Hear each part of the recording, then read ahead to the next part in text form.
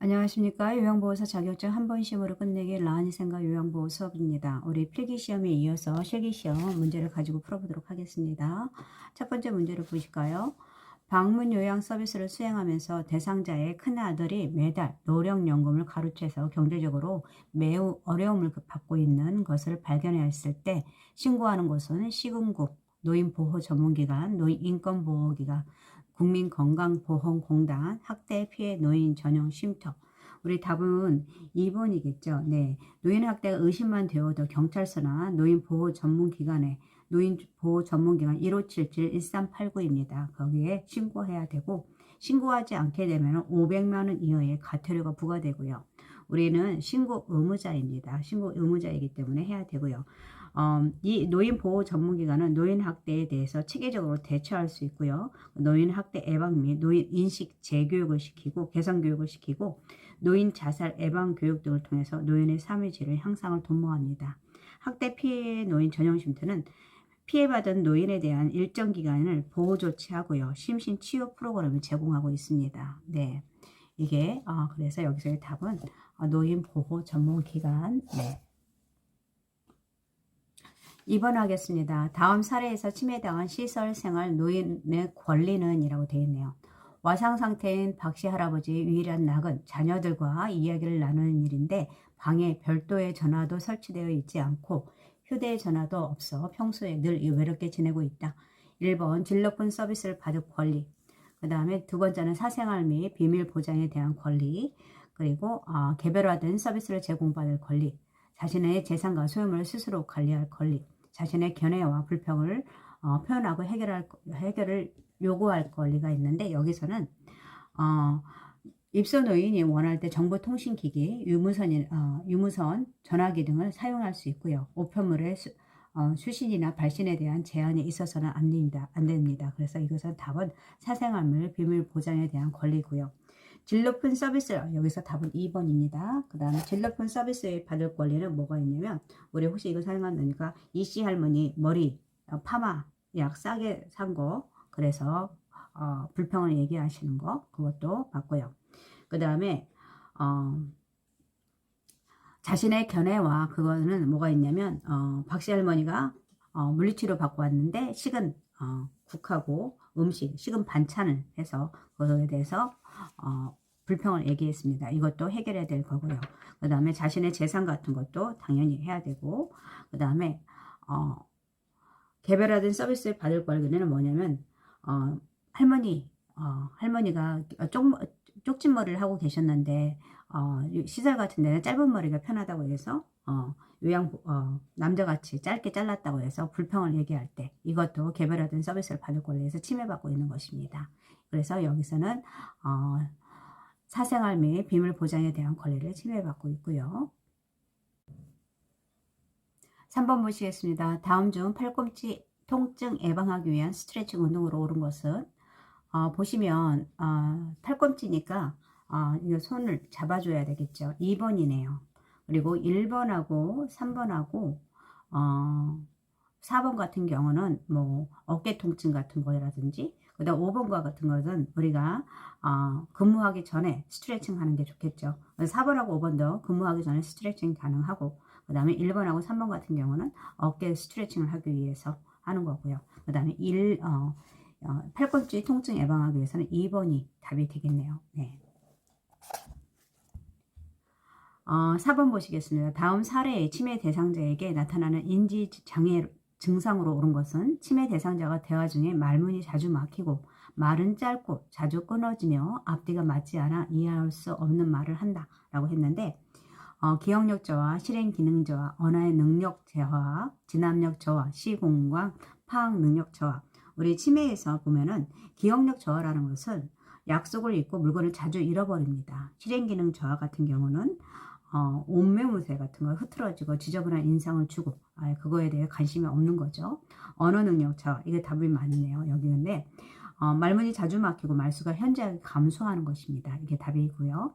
진압력 저하라는 것은 날짜하고 요일 시간을 자주 착각하고 기억하지 못하고 그런 것입니다. 그래서 여기에서는 답이 시공간 파악 능력은 자주 다니던 곳을 길을 잃고 헤매는 거 이걸 말하는 거예요.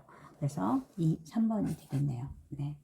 5번을 보시겠습니다. 정상적으로 생활하던 사람이 갑자기 동작이 서툴어지고 대소변을 못 가리며 감정 조절에 이상이 생길 경우 의심해야 되는 것은 1번 선망, 그 다음에 우울증, 그 다음에 뇌졸중, 파킨슨병, 혈관성 치매인데 우리 뇌졸중으로 인해서 는 치매는 비교적 갑자기 발생합니다. 그래서 정상적으로 생활하던 분들이 갑자기 동작이 서툴어지면서 대소변을 못 가리고 감정 조절에 이상이 생기고 그리고 기억력이라든지 계산력, 판단력 등 지적 능력이 감소하게 되는데 이게 혈관성 치매를 의심해야 됩니다. 그래서 이거 답은 5번이 되겠네요. 우리 교재에 페이지 195페이지에 나와 있습니다. 그거 한번 보시면 좋을 것 같습니다.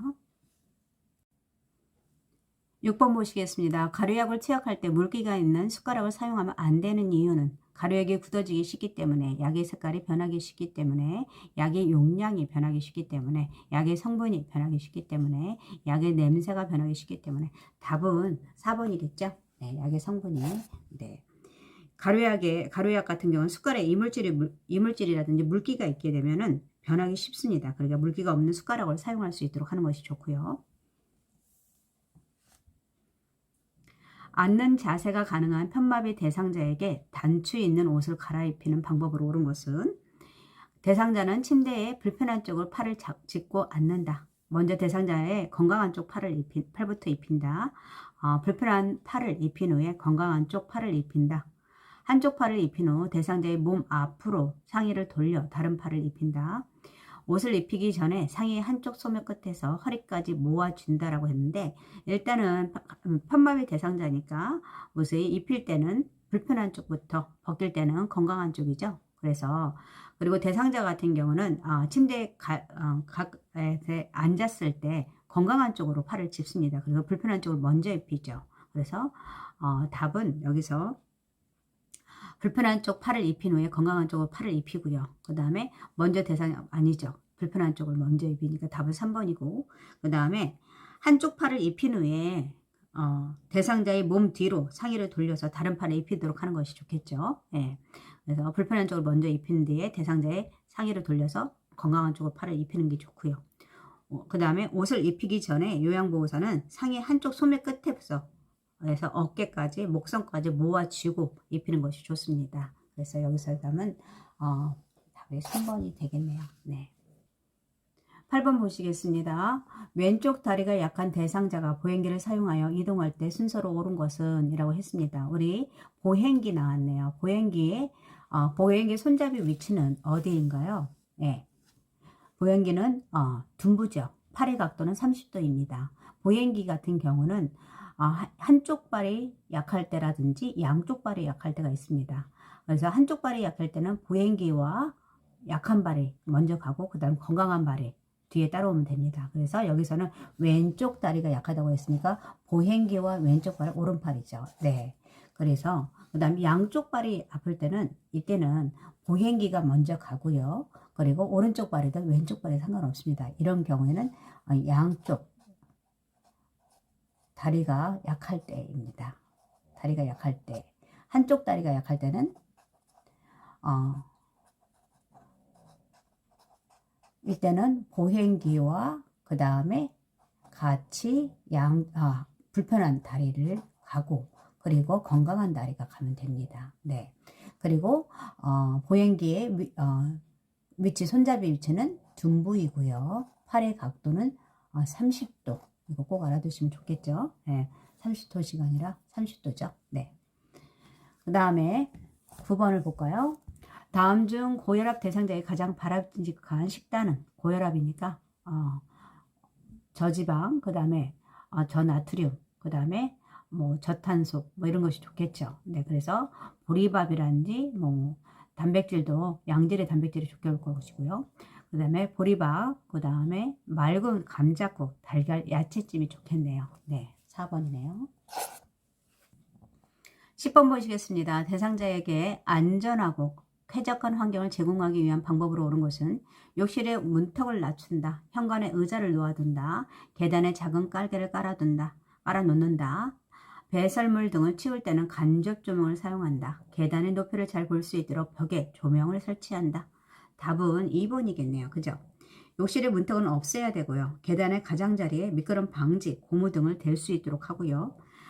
배설물 등을 치울 때는 직접 조명으로 전체를 환하게 해서 확인할 수 있도록 하고, 그 다음에 계단 높이를 잘 볼 수 있도록 천장에 조명을 설치해야 됩니다.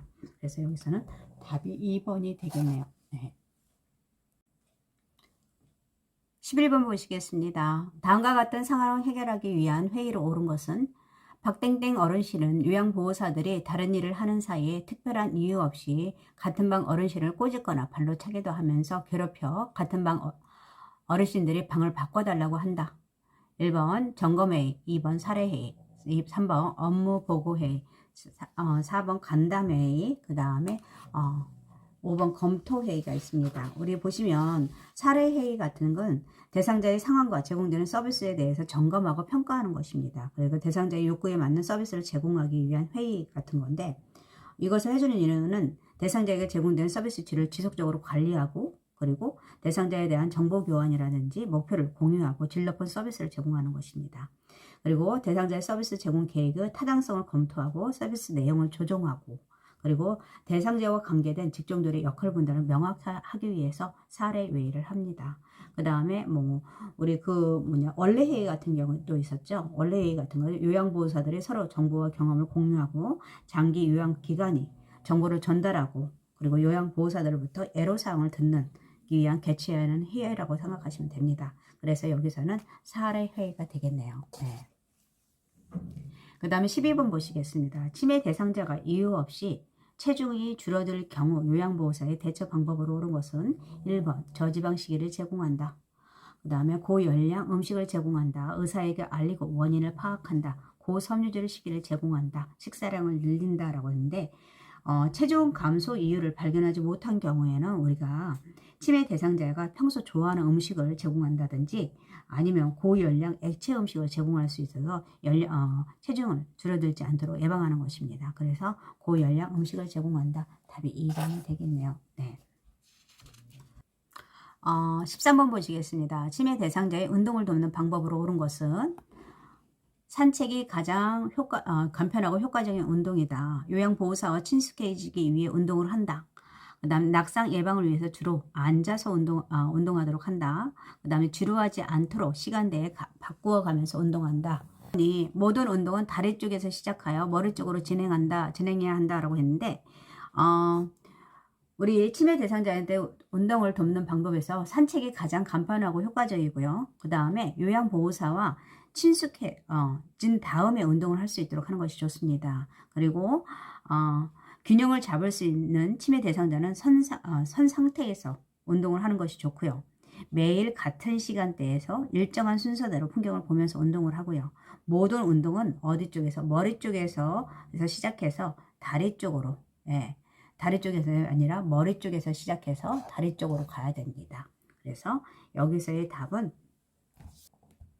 여기서의 13번의 1이 되겠네요. 네.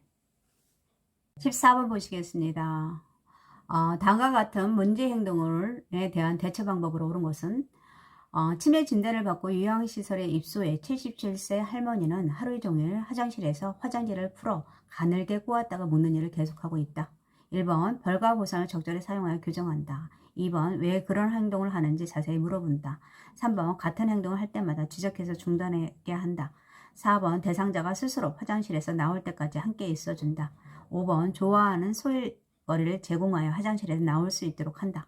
답은 뭐죠? 이거죠. 환기시키는 거죠. 좋아하는 소일거리를 제공해서 화장실에서 나올 수 있도록 하는 것이 좋습니다. 5번. 15번 보시겠습니다. 자동심장 충격기를 사용하는 순서로 옳은 것은 1번 전원켜기. 이거 보실까요? 일단은 자동심장 충격기 제세동기죠. 전원을 먼저 켜야 되고, 그 다음에 거기서 뭘 하죠? 패드를 부착해야 됩니다. 근데 패드 부착하는 위치는 오른쪽 아래, 오른쪽 쇄골 아래, 그 다음에 왼쪽 겨드랑이 분 쪽. 그래서 패드 부착, 그 다음에 심장 리듬 분석, 그 다음에 제세동 시작, 시행하고 가슴 압박이죠. 그래서 가, 나, 다, 그 다음에 심장은 마라네요. 그렇죠.